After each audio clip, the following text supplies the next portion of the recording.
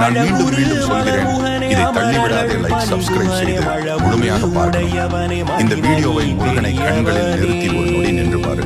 அவர் முன் நிற்கும் போது வாழ்க்கை பயமெல்லாம் ஓடி போகுது. வேலின் ஒளி உள்ளத்துக்கு நுழையுது. உன் மனசில் எத்தனை போராட்டம் இருந்தாலும் முருகன் ஒரு மூச்சாகவே நிம்மதித்தவர். உன்னை யாரும் காப்பாற்றலனாலும் வேல் காப்பாற்றும். உன் நடையில் தடைகள் வந்தாலும் அந்த தடைகளை உடைக்கிற சக்தி முருகனிடமிருந்து வரும். இன்று நீ எவ்வளவு சோர்வாக இருந்தாலும் முருகன் உன்னை எழுப்ப தன்னோட ஆறுமுக ஒளியை உன் பிரார்த்தனைக்கு விடை வரலையா?